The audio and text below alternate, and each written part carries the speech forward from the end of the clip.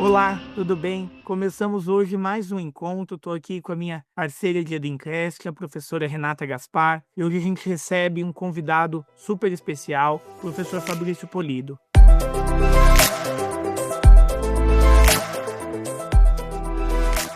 O professor Fabrício Polido é professor associado de Direito Internacional, Direito Comparado e Tecnologias da Faculdade de Direito da Universidade Federal de Minas Gerais, UFMG, onde também é professor do corpo permanente do Programa de Pós-Graduação em Direito e do Programa de Pós-Graduação em Inovação Tecnológica. Ele também é pesquisador de produtividade do CNPq Nível 2 e atualmente é professor visitante na Universidade de Barcelona, Espanha. E no nosso encontro de hoje a gente vai discutir um tema super importante, cujos efeitos, os reflexos ainda são tanto quanto complexos de serem percebidos. E o professor Fabrício, sem dúvida, é o melhor especialista, não só a nível de Brasil, mas também um dos mais destacados a nível mundial, para discutir com a gente as interações entre inteligência artificial e direito internacional. A gente vive uma nova era nas nossas relações com a produção de conteúdo, com a interpretação de conteúdo. O limiar entre aquilo que é real e aquilo que foi criado, mas que também vai fazer parte de uma realidade, é cada vez mais difícil de ser percebido. Não basta só buscar informação, é preciso também conseguir separar qual é a informação que advém de fontes reais e qual é a informação que advém de fontes imaginadas. E esse trabalho tem uma interlocução muito profunda com o direito internacional privado, com o direito internacional público, com as relações internacionais e com a própria forma com que a gente se relaciona. Notícias recentes apontam como dados criados por inteligência artificial geram grandes impactos em bolsas de valores, em relações processuais, em relações comerciais e uma série de outras relações. E é para isso que a gente dá muito boas-vindas ao professor Fabrício, que vai estar aqui com a gente no episódio de hoje, discutindo um pouco dessas relações. Obrigado, Paulo. Obrigado, Renata. Fico muito feliz de poder participar de mais essa edição do Dreamcast. Fabrício, muitíssimo obrigada. Muito obrigada, Paulo, por mais esse episódio, essa parceria nesse episódio. E você ter aberto um tempo na sua agenda tão concorrida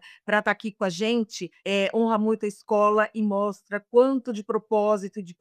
a gente tem aqui no nosso fazer do dia a dia no campo do direito internacional e das relações internacionais. A gente sabe que você está sempre em projetos de pesquisa, né? E a gente sabe também que você está numa pesquisa profunda agora sobre as questões, os desafios e impactos da IA no campo jurídico, né? No campo do direito internacional. Então, para começar, se você pudesse falar para a gente que pergunta move o seu projeto de pesquisa, quais as premissas que você está utilizando para tentar responder essa pergunta, eu acho que não teria forma melhor da gente abrir, senão dessa forma. Obrigada mais uma vez. Obrigado, professora Renata. Na verdade, esse projeto foi um desdobramento desde 2016, quando na Universidade Federal de Minas Gerais nós começávamos a estudar, investigar os modelos ou padrões domésticos de regulação de inteligência artificial e também os respectivos modelos de estratégias nacionais, pensando em políticas públicas dos países, dos estados, na promoção de desenvolvimento de tecnologias baseadas em IA. Então, veja que é um projeto que já completa quase 10 anos em desenvolvimento e, ao contrário do que tudo acontece no Brasil, né, ninguém se torna especialista num tema num final de semana. E são vários anos de estudos a respeito dos impactos das tecnologias emergentes na própria configuração do direito internacional, pensando justamente na contribuição que os sistemas domésticos oferecem ao direito internacional, pensando justamente naquela abordagem de baixo para cima, que é característica de uma leitura que observa os experimentos legislativos, judiciais e também de políticas dos estados, que são sujeitos do direito internacional, para a própria política internacional, especialmente no campo normativo. Então, esse foi um dos principais destaques ali desse projeto, examinando as condicionantes dos sistemas nacionais, como as leis, regulamentos de IA passavam a ser adotados, né, para poder justamente desmentir uma ideia que continua disseminada aí de forma, eu dizia, desenfreada, de que a União Europeia é pioneira porque ela teve a primeira lei de inteligência artificial. E, na verdade, não é essa a afirmação informação. O que a União Europeia fez, de fato, foi adotar um regulamento que se aplique em relação aos sistemas nacionais, como nós sabemos, dentro da hierarquia das normas unificadas no direito europeu, e elas prevalecerem sobre os sistemas domésticos, mas até aí vários outros países já tinham leis esparsas, regulamentos enfrentando justamente questões que a inteligência artificial levantava do ponto de vista das relações, sobretudo das relações privadas, né? No campo, por exemplo, da responsabilidade de entes autônomos e inteligentes e como que o direito, teoria geral do direito privado, especialmente em campo da responsabilidade, responderiam essas questões, pensando naquele início do uso da inteligência artificial para fins civis comerciais. Por exemplo, veículos autônomos, né? Num dado momento da história, todo mundo só se falava de veículos autônomos. Então tem a ver justamente com esses primeiros experimentos que foram importantes para desenhar isso. Então nós tivemos aí exemplos nessa trajetória, né? Pensando justamente no próprio Estados Unidos, na China, ou no Peru, aqui entre nós, latino-americanos, que são exemplos destacados normalmente de quem começou a discutir embrionariamente, e isso mostra que nós temos um campo ainda em desenvolvimento normativo. E a pergunta que eu também estabeleci naquele projeto foi determinar de que maneira, é uma pergunta de pesquisa, os sistemas nacionais domésticos, suas leis e regulamentos, mas também políticas, porque normalmente os países, ao lado de uma lei ou regulamento em discussão, especialmente no parlamento, na atividade legislativa, também estava, por sua vez, elaborando ou aplicando uma estratégia nacional de inteligência artificial. E esse estudo, à época, publicado em 2018, na revista da Faculdade de Direito da UFMG, mostrava um pouco esses perfis nacionais, e a pergunta que nós fazíamos naquele momento era justamente quais os 3 grandes temas em destaque. O tema da responsabilidade, que é o tema do ponto de vista do direito internacional público, normalmente relegado à discussão sobre a responsabilidade do Estado. Foram 4, 5 décadas da Comissão de Direito Internacional da ONU só discutindo as minutas do projeto de responsabilidade do Estado no direito internacional público, para chegar a uma conclusão, às vezes, um pouco, eu diria, decepcionante ou frustrante de que a matéria poderia continuar relegada ao direito internacional costumeiro, ao passo que, do ponto de vista do direito e olhando especificamente teoria da responsabilidade, para pensar Estado e atores não estatais, a discussão sobre responsabilidade requer, sim, um adensamento normativo que vá responder, seja por tratados, por leis, instrumentos vinculantes que possam também complementar essa matéria. Eu estou levando o tema de responsabilidade porque, do ponto de vista do direito internacional público, ele é relevante, e do ponto de vista do direito internacional privado, vai responder a questões de jurisdição, lei aplicável em matéria de responsabilidade por atos delituais, ou seja, responsabilidade sobre atos praticados por entes autônomos e inteligentes, por tecnologia de inteligência artificial, e uma das dificuldades passa pela própria teoria da responsabilidade, como imputar responsabilidade a um ente, a um sujeito que não é nem pessoa física nem pessoa jurídica, porque tradicionalmente essa é a construção que nós vamos ter no campo da responsabilidade e vai desafiar as bases dogmáticas do que a responsabilidade prevê. Outro eixo que foi analisado nessa pesquisa diz respeito à própria a configuração das leis e regulamentos domésticos e inteligência artificial e a sua interface com privacidade e proteção de dados. Por que isso? Porque essa matéria está também regulada por convenções, como a Convenção do Conselho da Europa, para a proteção dos dados de pessoas físicas, ou contra o tratamento automatizado de dados de pessoas físicas, na Convenção relevante do Conselho da Europa nesse campo, que inspirou a diretiva da União Europeia e depois o regulamento europeu, e também inspirou a nossa Lei Geral de Proteção de Dados de alguma forma. Então, essa é uma área de interface entre, hoje, a disciplina nascente de regulação da inteligência artificial e privacidade e proteção de dados. Então, do ponto de vista substantivo, material, aplicável. E não só, porque essas normas de proteção à privacidade, proteção de dados, também tem um elemento de intersecção ou interface com as normas internacionais de direitos humanos, porque vários tratados e convenções vigentes, inclusive aplicáveis para o Brasil e que obrigam o Estado brasileiro, são convenções que tutelam a proteção da privacidade como direito fundamental, e o Brasil também, nesse campo, sendo chamado, deveria ter feito já, não fez, a aderir à Convenção do Conselho da Europa, a Convenção 108, que trata especificamente da proteção dos dados pessoais. Então, esse é um outro ponto que é relevante a ser dito aqui quando nós falamos dessa relação que sai dos modelos legislativos, leis, regulamentos, padrões normativos, regulatórios, né? O nome que se dê para isso, mas em relação à inteligência artificial do ponto de vista dos sistemas domésticos, né? Pensando como que isso também vai moldar, e nós vamos chegar nesse ponto com o último experimento nessa área do ponto de vista do direito internacional geral, que é a Convenção do Conselho da Europa sobre Inteligência Artificial, adotada o ano passado, em setembro de 2024, pelo Conselho da Europa, né? Então ela está restrita à produção normativa, mas aberta à adesão de vários países, como, por exemplo, o Brasil, que não o fez também. Mais um recado para os nossos, primeiro para os nossos parlamentares, para discutirem seriamente esses temas no Congresso Nacional, com viés internacionalista também comparado, não só pensar que é um produto brasileiro, como tudo hoje parece ser, e do outro lado,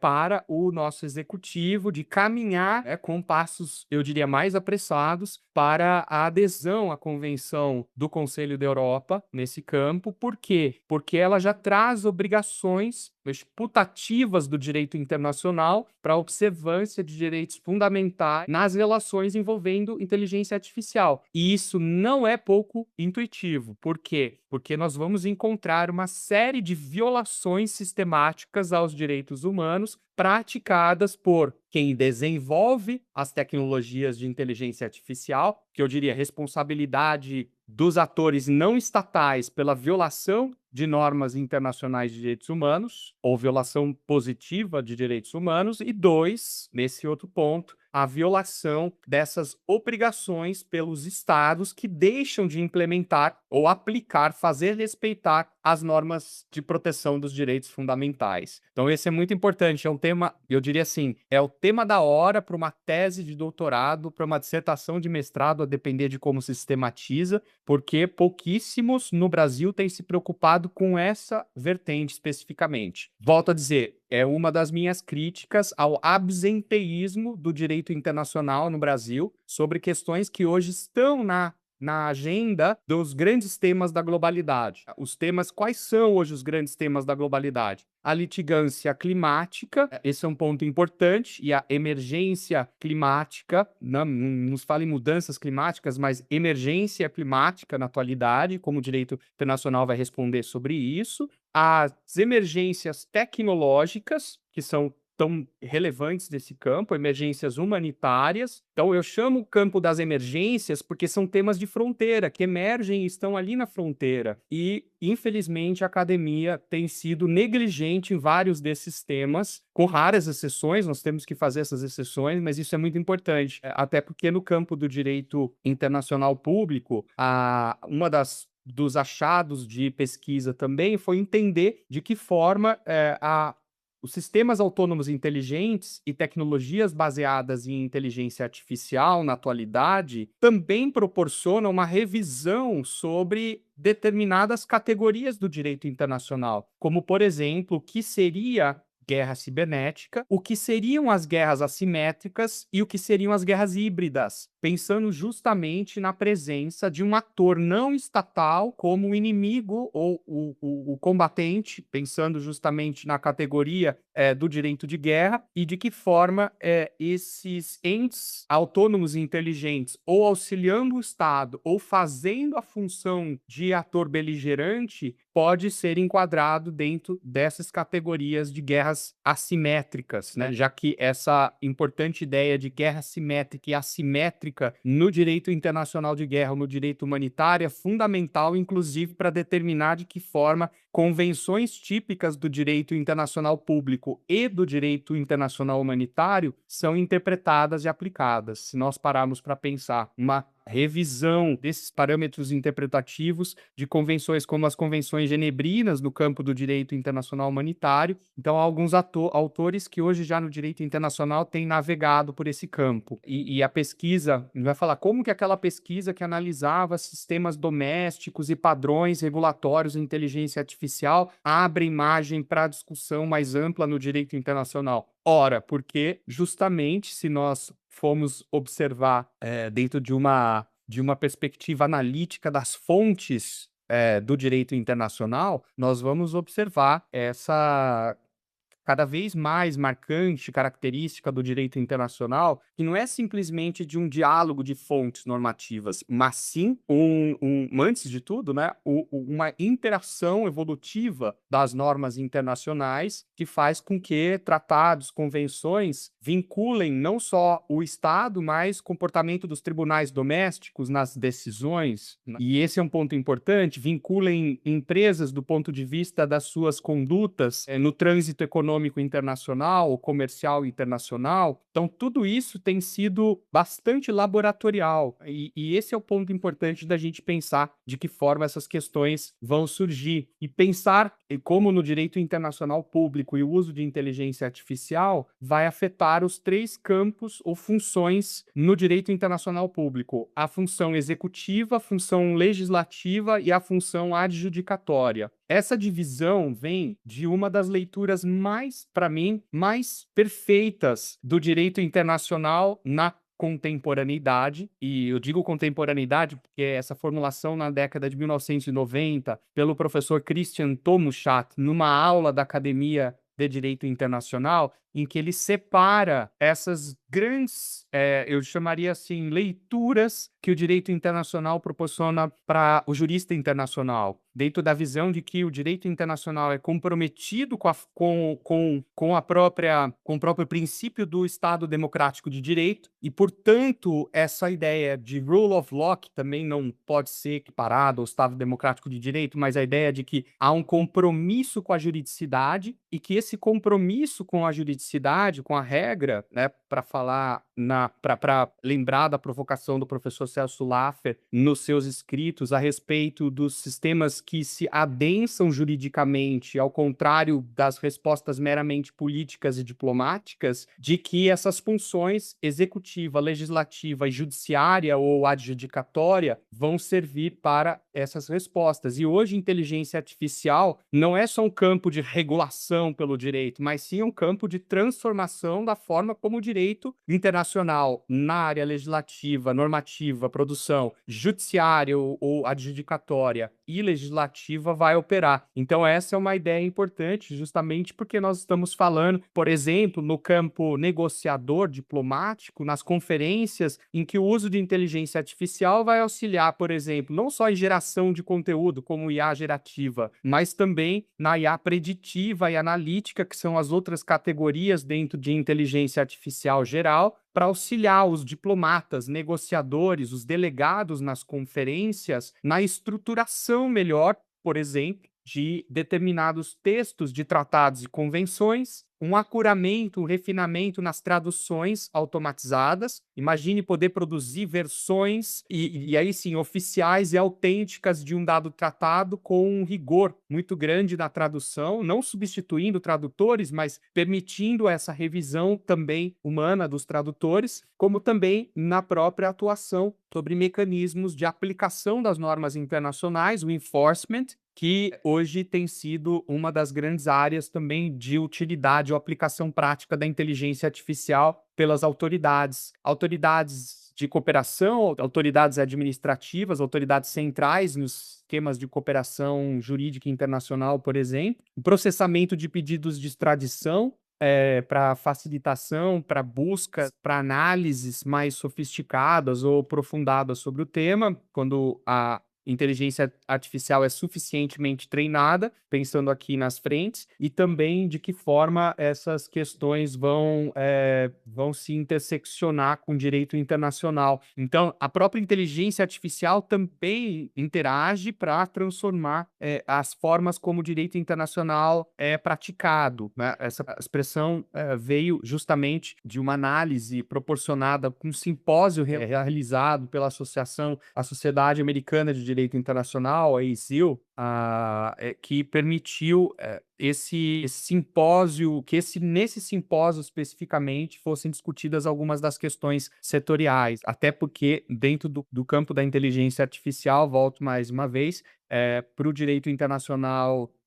sendo tradicionalmente discutido, internacional público tradicionalmente discutido, a ênfase maior vai estar, por exemplo, nos sistemas de armas letais autônomas, pensando como os entes autônomos e armamento letal autônomo pode ser empregado a partir de tecnologias de inteligência artificial, mas esse debate é muito mais amplo, porque hoje está no campo, inclusive, pensando num princípio retor do direito internacional público, que é a não interferência nos assuntos domésticos de um Estado, que está no artigo 4º da Constituição da República, né? É um princípio do direito internacional, além da soberania, mas a não intervenção nos assuntos internos, de que se um Estado está se apoiando em tecnologias de inteligência artificial para influenciar ou interferir nas eleições no sistema democrático de outro Estado, há uma violação positiva do direito internacional. Então, olha um campo para estudo no direito internacional e nas relações internacionais, e que também tem sido muitas vezes relegado para um debate do direito constitucional na atualidade, e aparentemente os juristas internacionalistas não estão cuidando com carinho ou dando a devida atenção para essas questões mais centrais que hoje surgem nessa área específica. Estou jogando aqui alguns dos argumentos que eu tenho lido nessa revisão e que são importantes nesse campo. No direito internacional público, as práticas estatais sendo alteradas pelo uso de inteligência artificial de modo sistemático, como, por exemplo, a própria violação sistemática de direitos humanos, a incidência dessas tecnologias sobre a proteção, os sistemas de proteção dos direitos humanos em nível regional e pensando justamente na nossa região, na região interamericana e para o sistema interamericano. Quanto à eficácia horizontal dos direitos fundamentais, já que esse é um tema que vai repercutir na esfera das relações privadas, pensando privadas e internacionais, pensando naquelas relações típicas com elementos de conexão, estraneidade, que são objeto de estudo no direito internacional privado, para questões de lei aplicável, jurisdição e reconhecimento de sentenças, em que a inteligência artificial seja desenvolvida e implementada por empresas, pode ter repercussão sobre as relações privadas. Também, eu diria, envolvendo essas empresas, ou em relação a particulares, pensando justamente nos indivíduos e que são afetados pelo uso dessas tecnologias, né? Pensando nisso como um ponto específico do que me levanta. Então, eu estou trazendo aqui um pouco dessas questões que o direito internacional público geral, internacional dos direitos humanos, pode sofrer com a presença da inteligência artificial. Na verdade, isso pode não, tem sofrido, porque isso já é o que está verificado, né, e apurado.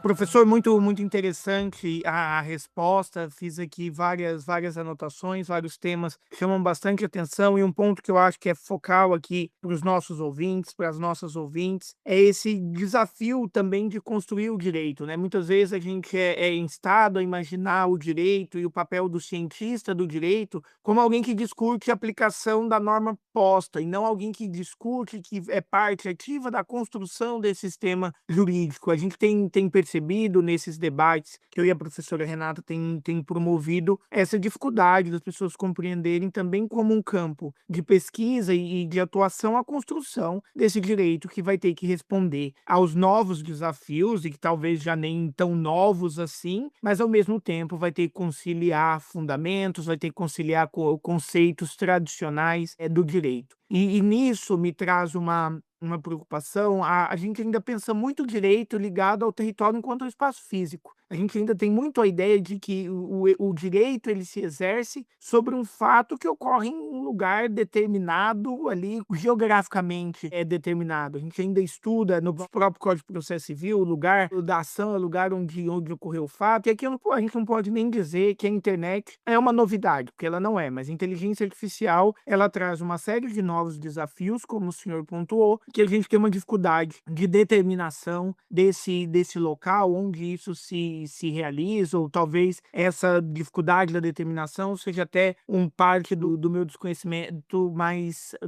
da minha falta de conhecimento, né, melhor expressando, mais aprofundado sobre o tema. Mas pensando nesse diálogo, professor, isso me traz aqui em mente e levando também a origem, aos conceitos clássicos e fundamentais do direito internacional e pensando em espaço, me traz em mente o conceito de soberania. E a inteligência artificial, ela vai reinventar o conceito de soberania, ela vai nos levar a uma nova interpretação do conceito de soberania, principalmente quando a gente trata desses problemas que o senhor nos pontuou, como, por exemplo, interferências em processos políticos, interferências em processos democráticos, em que um Estado ele cria um impacto que está dentro da soberania de outro, do espaço soberano de outro, mas sem que tenha aquele contato que a gente vem quando conhece o direito internacional da guerra e quando pensa o direito internacional dos conflitos. Como o senhor acha que a gente precisa interpretar o conceito de soberania face a essas modificações e esses desafios que a inteligência artificial nos traz? Sobre o conceito de soberania, mais recentemente também, depois de fazer algumas leituras sobre o uso de inteligência artificial por atores estatais, né, pensando justamente no sujeito do direito internacional Estado como sendo um protagonista nesse campo, é de entender que os Estados que continuam coexistindo, cooperando, convivendo na ordem internacional, a própria ideia de soberania, que passa a ser justamente uma ideia de compartilhamento, sobretudo porque se a gente fala da integração de redes, né, plataformização, do que é o ambiente virtual nas relações públicas e privadas, nós vamos chegar à conclusão de que o Estado não perde esse poder que ele tem de poder intervir nessas áreas dentro dos limites territoriais em relação ao seu povo, pensando nos elementos clássicos do Estado e que a jurisdição nas três frentes dela, a jurisdição prescritiva, a jurisdição executiva e a jurisdição adjudicatória, respondem. E por isso que eu estou insistindo nesse ponto, porque muito se tem dito a respeito de que o Estado tem soberania digital, né? Pensando aqui nos embates hoje acalorados sobre as decisões do Supremo Tribunal Federal, sobre partes que estão no estrangeiro e em relação ao Estado estrangeiro também, mas da mesma forma de dizer que o correto não é falar soberania digital, mas sim que o Estado exerce jurisdição em matérias envolvendo tecnologias e também no digital, e por essa razão a soberania do Estado em poder decidir como as suas leis vão ser elaboradas, como elas serão elaboradas, do Estado dizer como que determinado conflito será solucionado e do Estado dizer como essas decisões que ele adotou nos seus tribunais vão ser aplicadas, é uma resposta que passa pela soberania, quer como categoria ou como princípio que está sob proteção no direito internacional. Pensem nisso como um princípio a ser alcançado, a ser concretizado e um objetivo a ser alcançado no direito internacional. Então, a soberania não deixa de existir, isso é muito importante. Basta que nós pensemos justamente na forma como essa discussão a respeito da aplicação das decisões do Supremo Tribunal Federal em relação às big techs ou plataformas do Brasil nos trouxe de lições para dizer, olha, essas empresas têm atuação no Brasil, elas se submetem à jurisdição do Estado brasileiro e, mais do que isso, elas estão localizadas, sediadas no Brasil, com seus respectivos escritórios, as suas subsidiárias, que por sua vez são constituídas de acordo com a lei brasileira e, portanto, se submetem ao direito brasileiro, que continua sendo aplicável a essas relações. Então, pela soberania do Estado, os tribunais vão poder decidir, os parlamentos vão poder aprovar suas leis, elaborar as suas leis, e o executivo a forma de aplicar essas mesmas medidas, e que são fundamentais para a existência do que ainda existe de Estado democrático de direito na composição da relação entre estados no direito internacional. Então, essa é uma grande frente importante. Agora, quando nós estamos lidando com tecnologias que, por sua vez, vão responder de forma autônoma, inteligente, a determinadas ações que são adotadas ou praticadas pelos estados, pelos entes não estatais, pensando nas empresas e indivíduos, né? Nós teremos justamente que compreender de que forma essa mesma soberania do Estado pode estar, portanto, afetada. E assim, essa própria consequência de como os estados vão estar afetados, abalados pelo uso, pelo emprego de tecnologias baseadas em inteligência artificial e que vão, sem dúvida, na atualidade também desestabilizar a ordem internacional em várias frentes. E uma delas, pensando nos principais conflitos internacionais e cenários beligerantes, de que a inteligência artificial vá também superar em muito essa ideia de que os estados teriam, por autossuficiência, esse poder irrestrito de poder regular, decidir ou aplicar decisões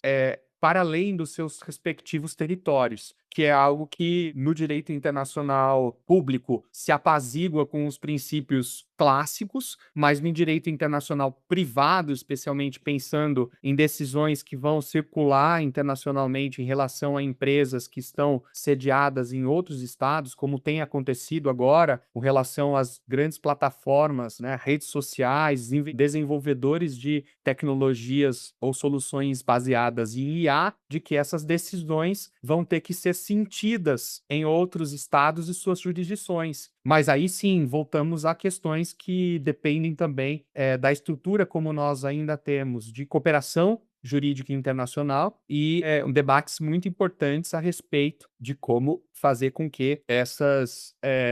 empresas desenvolvedoras de tecnologias em IA, que não são só as redes sociais agora, são empresas desenvolvedoras de tecnologias baseadas em IA. As grandes big techs hoje não têm mais as redes sociais como seu grande negócio. Acho que tem que entender isso do ponto de vista da indústria. É um dado do comércio de tecnologias, dos serviços digitais, de que hoje para elas é muito importante essa vertente da indústria que é dos serviços baseados em IA. Então, elas vão, como elas venderam no passado a ideia de que a internet e as redes sociais serviram para integrar as comunidades de modo a socializar nas redes, elas vão, nesse momento, também vender essas soluções, produtos e serviços, como se eles fossem absolutamente necessários para a nossa própria existência na atualidade. Ou seja, haverá uma forma que nós temos sentido isso todos os dias, de que as soluções baseadas em IA, elas se tornam um campo vital, e aí sim,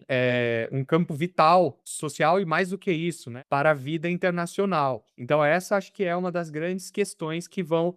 nos provocar a pensar como soberania e Estado, pensando justamente nessa ideia, podem estar aí confrontados nesse campo em específico. Então, permitiria uma série de desdobramentos, mas o importante é pensar que as reações também vêm dos estados que não são centrais nesse tema, são periféricos e que vão oferecer também medidas para poder regular e controlar os efeitos prejudiciais que o uso de tecnologias de inteligência artificial podem ser causados ou podem ser gerados a partir desse uso desenfreado, sistemático e sem controles que muitos aí pretendem justamente defender. Então, acho que esse é um ponto também relevante nesse debate, para além do que é hoje a grande disputa tecnológica Estados Unidos e China nesse campo. A grande corrida não é uma guerra comercial, simplesmente como, né, as pessoas usam a expressão guerra para tudo, e é inadequada do ponto de vista do direito internacional. O que existe é uma disputa e corrida nesse campo. Na área comercial, como sempre, é uma desavença a respeito de como, por exemplo, essas tarifas vão ser aplicadas ou não no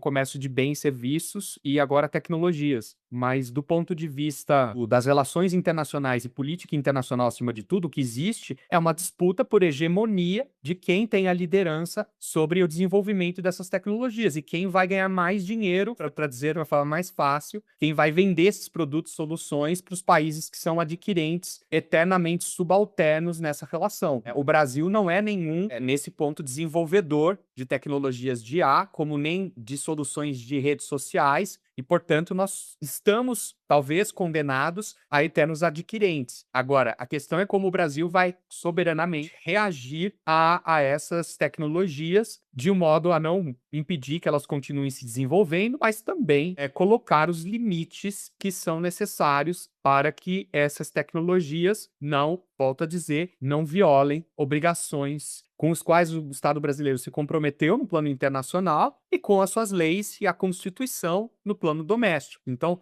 essa é uma preocupação que parece que os juristas esqueceram que existe, mas ela existe, ela é necessária e nós temos que enfrentar essas questões do ponto de vista do direito. Então, pensando como que elas vão responder a esse campo específico. Nossa, Fabrício, você está dizendo tanta coisa tão importante que a gente fica pensando quantos subtemas dentro desse tema a gente poderia seguir aqui falando e falando e falando, por causa da superlativa importância que tem, né? Em superlativa atualidade, superlativa importância. Ainda dentro desse campo das tecnologias, não da IA especificamente, mas das tecnologias e como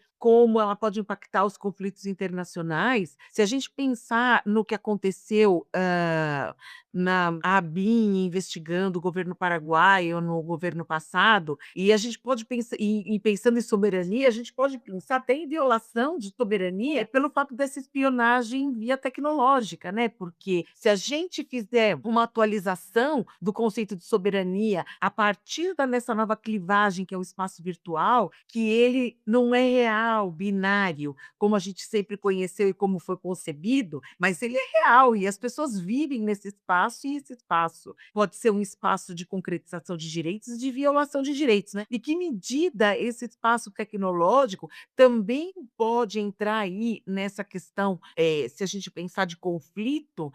na medida em que ela é um elemento mais para invasão territorial, né? E aí desde essa perspectiva da espionagem e etc. E se a gente pensar a inteligência artificial mais as novas tecnologias para entrar nessa seara de invadir sistemas de governos estrangeiros para tentar obter informação, porque a gente sabe que informação é poder, sempre foi. O Chomsky já dizia isso quando ele não imaginava falar de poder nesse mundo virtual, né? Então, você falou muitas coisas que fez a minha cabeça assim pulular e tenho certeza que vai fazer de todos que estão ouvindo. Uma outra coisa que eu gostei demais, demais, demais, assim, eu até acho que esbocei um sorriso e você viu, você resgatando o curso de AIA do professor Tomo Chapo, porque então eu não vejo quase ninguém falando desse curso geral de AIA, e para mim, desde a minha humilde posição de juíza internacionalista no meu espaço, eu fico pensando que ele disse ali tantas coisas tão importantes para a sobrevivência da humanidade à luz da análise do direito internacional público, que auxilia o direito internacional privado, que dá instrumentos e me leva a pensar como também no Brasil vem se produzindo nas diversas dimensões do direito internacional um conteúdo oco, porque ele não é pautado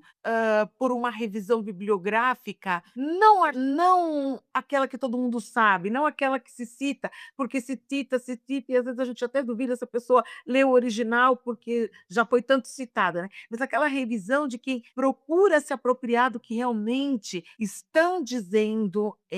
do direito internacional. Então, achei muito bacana. E aí, embora você já tenha dado spoiler e tenha falado de uma série de desafios dos quais a gente pudesse desglosar, eu queria te perguntar se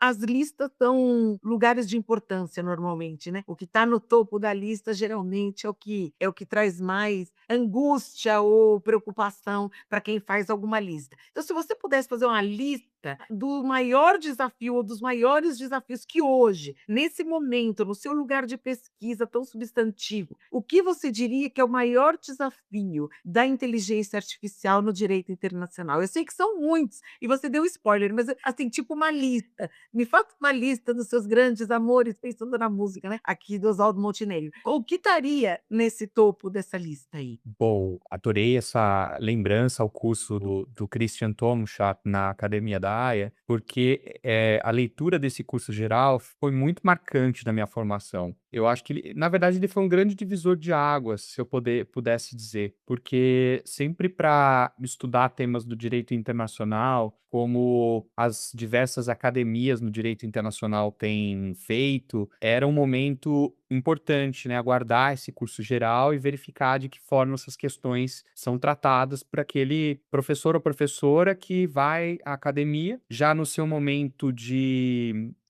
auge da experiência, maturidade intelectual, poder compartilhar com seus alunos um pouco dessa experiência, do que foram esses anos de pesquisa, prática, atuação no direito internacional. Mas se a gente tiver que olhar para os três grandes funções, como ele chama, do direito internacional, roles, os papéis na área do que seria a função legislativa, executiva e a judiciária ou adjudicatória, porque é de solução das disputas, eu diria que a mais importante hoje está no campo legislativo. Então, como os estados vão reagir com normas vinculantes, então com compromisso dos estados para, por exemplo, a produção de tratados que depois sejam aplicados pelos estados em matéria de inteligência artificial. E pensando nesse campo específico do que é a relação com os sistemas domésticos, por exemplo, o próprio conceito do que são os regimes democráticos e os sistemas eleitorais democráticos nesses estados, de que hoje uma preocupação sim é o uso de inteligência artificial para afetar os regimes eleitorais, porque se nós olhamos na atualidade a junção do poder político nos Estados Unidos com o que seria uma grande plutocracia tecnológica, que são as grandes big techs que hoje comandam o desenvolvimento das tecnologias de inteligência artificial, que hoje estão, por exemplo, nos sistemas de moderação de conteúdo, que hoje estão nos sistemas de impulsionamento de conteúdo nas redes sociais, é de se colocar em sinal vermelho, né? Um alerta vermelho, portanto, um red flag, de que essas preocupações devem ser trazidas para o direito internacional para compreender de que forma os estados e também atores não estatais vão reagir ao uso da inteligência artificial para distorcer sistemas eleitorais ou também para manipular a forma como as decisões do Estado democrático de direito são adotadas, né? Se a gente pensar dessa maneira, uma das grandes preocupações seria essa. É claro que se eu fosse mais purista do ponto de vista do direito internacional público, eu diria, olha, uma preocupação é a responsabilidade de atores não estatais, que esse tema está abandonado já há muito tempo, né? E todo mundo obcecado com a responsabilidade do Estado, mas quem está dedicado a investigar e entender quais são as principais expressões hoje dos atos ilícitos praticados por entes não estatais e por sistemas autônomos e inteligentes. Então, o direito internacional vai ficar em cima do muro diante dessas questões para simplesmente mostrar uma dose de erudição repetindo decisões que a Corte Internacional de Justiça fez, uma interpretação legalista, literal, baseada em dicionário Oxford, para tentar explicar os problemas da atualidade. Então, não cola isso. Não cola porque a inteligência artificial faz melhor esse tipo de ação. Joga para ela refinar lá e dá os comandos corretos para ela, que ela bate qualquer repetidor hoje de conteúdo de decisão da Corte Internacional de Justiça. E pensar que aí na Academia do Direito Internacional, especialmente na Europa e no Brasil, está produzindo esse tipo de jurista é um problema, porque isso não vai mostrar nenhuma, eu vou usar a expressão, papel social, comunicativo que o direito internacional tem que exercer, o jurista internacional tem que exercer para para as instituições internacionais. Então, esse é um ponto que me parece relevante. Mas eu estou mais preocupado hoje, professora Renata, com sim, a rigidez dos sistemas eleitorais e, acima de tudo, da nossa esfera vital, social, informacional, porque também pelo uso de inteligência artificial, a possibilidade, o alcance de desinformação, notícias falsas, conteúdo sintético hoje, deepfake, é muito maior. Então a preocupação nossa é muito grande, porque nós estamos voltando para uma forma de comunicação iliberal do entre guerras, entre a Primeira e a Segunda Guerra Mundial, quando as propagandas governamentais do Estado nazista, fascista e da União Soviética propagavam desinformação, acirravam um debate falsamente, ou melhor, um debate que manipulava a opinião pública para a opinião pública se polarizar em relação ao inimigo externo, coisas parecidas, que é o que acontecia no momento de radiodifusão iliberal, né, entre o período entre guerras. E sobre isso, há alguns anos, eu escrevi um capítulo sobre fake news no direito internacional, e foi justamente para revisitar esses tratados, convenções do entre guerras e como os estados falharam em conseguir ou lograr êxito aí para alcançar essas convenções que fossem adotadas por vários estados e entrassem em vigor. Então, são convenções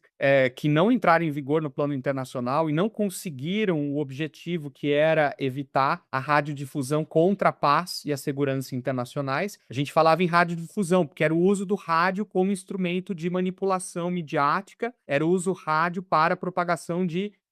mensagens governamentais falsas e que polarizavam os respectivos constituintes. O que nós estamos vendo na atualidade, pensando nas modernas tecnologias digitais, o uso das redes sociais, da interação do eleitor, do cidadão digital, e do outro lado, o uso de IA para poder analisar, prever resultados, gerar conteúdos desinformativos, é uma preocupação que o direito internacional tem que ter, de modo mais amplo. E por quê? Ele vai ter que responder essas questões, já que ainda nós vivemos uma ordem unusiana. Não sei se ela vai ser substituída por outra, mas pensando, professora Renata, na vigência da Carta da ONU, especialmente dos comandos que estão nos artigos 1º, no artigo 2º especificamente, com relação às obrigações dos estados, de que uma reação tem que ser adotada para justamente evitar que esse tipo de ação seja praticada para desestabilizar os sistemas democráticos, de um lado, o que, por sua vez, vai desestabilizar aqueles outros grandes pilares da paz e segurança internacionais, que são os pilares que o sistema onusiano convenciona tradicionalmente também prevê e assegura. Então, eu diria que esses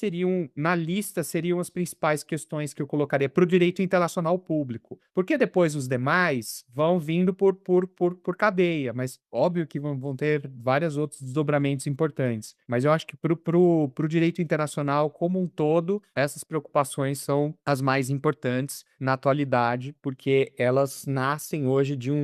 um contexto de acirramento da corrida tecnológica, mas que, no fundo, é uma disputa pela hegemonia da informação e do conhecimento no globo. Quem domina o conhecimento a respeito de como usar ou como fazer inteligência artificial é quem vai dominar no plano político, econômico, social, cultural, que é mais perigoso ainda, né? Porque a dimensão cultural todo mundo se esquece, mas talvez, professora querida Renata, querido Paulo, a minha preocupação hoje também está no campo cultural, né? E pouca gente tem falado sobre isso.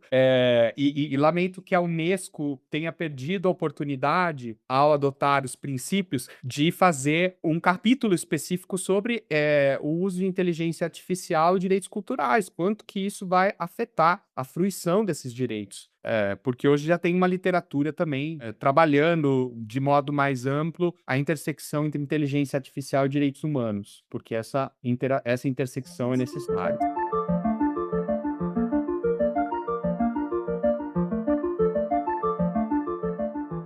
Perfeito, professor. Acho que a gente aprendeu muito, eu saio daqui com muita coisa para para precisar me aprofundar. Sempre muito bom ouvir os desafios do direito internacional e as possibilidades que aqueles que nos ouvem, aquelas que nos ouvem, têm para enfrentar. E a gente traz sempre uma pergunta para os nossos convidados, que tem uma relação com o que a gente faz aqui, que é sobre o propósito do direito internacional, como os nossos convidados enxergam o propósito do direito internacional. E para o senhor, eu gostaria de perguntar como o senhor enxerga o propósito do direito internacional e como a inteligência artificial pode contribuir? Aqui a gente trouxe bastante os desafios que a gente tem que oferecer uma resposta, mas como a inteligência artificial pode contribuir com o alcance desses desafios? A minha resposta vem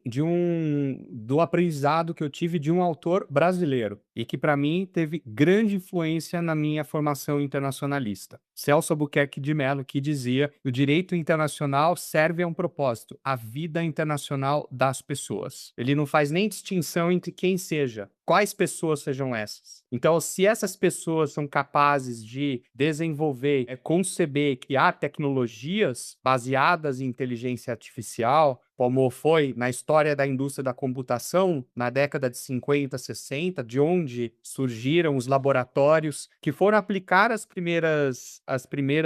seus primeiros experimentos em cibernética, e artificialização dos processos computacionais, é que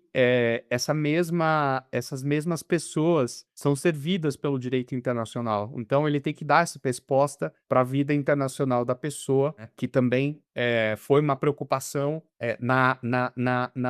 vida e literatura do professor Jacob Dollinger, que também me influenciaram muito nesse campo específico. Eu sempre respondo, primeiro dia de aula para os alunos inaugurando o semestre, essa pergunta é uma pergunta, para mim, praticamente metanormativa. Para que serve o direito internacional? Ele serve justamente para dar respostas à vida internacional das pessoas. E é isso que ele vai fazer. Ele vai servir para essa realidade. Pode ver que a vida aí está tudo: política, civil, cultural, econômica, social, ambiental, sanitária, trabalhista, laboral. Ele vai responder a todas essas frentes. Daí porque o nosso compromisso com o direito internacional está ditado também pela forma que ele deve ser ensinado e praticado nas vertentes internacionalistas. Então, não faz mais nenhum sentido, mais uma vez, que as áreas se abandonem dentro das vertentes do direito internacional. Por isso que cada vez mais o estudo é importante. Agora, claro, curiosamente, com raras exceções, os professores de direito internacional público, pensando na academia brasileira, público e privado, como as disciplinas que são obrigatórias pelas diretrizes curriculares do MEC. Tudo bem que às vezes algumas instituições fundem as duas, mas raramente os professores de internacional público gostam de ensinar direito internacional privado. Agora, os professores de direito internacional privado, pela formação da academia brasileira, acabam sendo sempre anfíbios, porque aí eles não importam, porque eles navegam, eles podem muito bem. E sair da zona do conforto para o jurista internacionalista hoje é um desafio, para ele poder responder essas questões da vida internacional das pessoas. E é exatamente sobre isso que a academia no direito internacional tem que servir. Sair da sua zona de conforto, sair do muro, sair do discurso aparentemente legalista, como se ele fosse suficiente para responder essas questões. E ele não é. Então, essa é uma mensagem que eu acho que eu gostaria de deixar para quem está ali querendo entender o papel do direito internacional na atualidade. Não veio de mim, mas veio de quem me ensinou, com quem eu aprendi. Então, vamos repassar isso, porque afinal é sobre isso o conhecimento. Exatamente, né, como a gente vai uma das razões, né, da gente abandonar a vida natural, né, e viver em sociedade é o acúmulo do conhecimento, né, talvez o mais importante deles. Se a gente não for capaz de subir em ombros de gigantes e a gente ter que voltar sempre atrás, a gente vai chegar sempre no mesmo lugar ao invés de avançar, né. Professor Fabrício, que honra tê-lo aqui, escutar tanta coisa tão importante, não só na dimensão do direito internacional e das relações internacionais, mas também humana, porque o direito internacional, como você bem diz, ele tem uma função não de última análise, mas em primeira e última análise, para melhorar a vida das gentes, né, das pessoas. E às vezes parece que um certo setor do pensamento, que desenvolve um pensamento, esquece que esse nosso fazer de pesquisa, de ensino, genuíno do direito internacional tem a ver com tocar vidas de pessoas e para que a vida das pessoas sejam cada vez melhor ou menos inóspitas num mundo que parece às vezes controlado por forças das quais a gente dificilmente tem ascendência, né, para melhorar algumas questões. O direito internacional é o anjo da guarda de todo aquele que decide realizar a sua experiência vital transcendendo as fronteiras de cada estado, né? Então, eu acho que a gente precisa de mais pesquisadores que não só pesquisem, mas enxergam e transmitam o direito internacional dessa forma como a gente teve o deleite de escutar. Mais uma vez, muitíssimo obrigada, porque a gente sabe que não são todas as pessoas que têm a disposição de abrir um espaço para falar com todo mundo, porque esse Dreamcast vai chegar em muita gente, e é muito importante que as pessoas escutem o direito internacional da saúde. Exatamente, professor, muito obrigado por estar aqui conosco nesse episódio. E eu deixo convite para quem está nos ouvindo para continuar acompanhando o Edrincast, seguir e se inscrever aqui no nosso canal. Novos episódios a cada 15 dias, sempre com um grande especialista, com uma grande especialista de direito internacional e relações internacionais.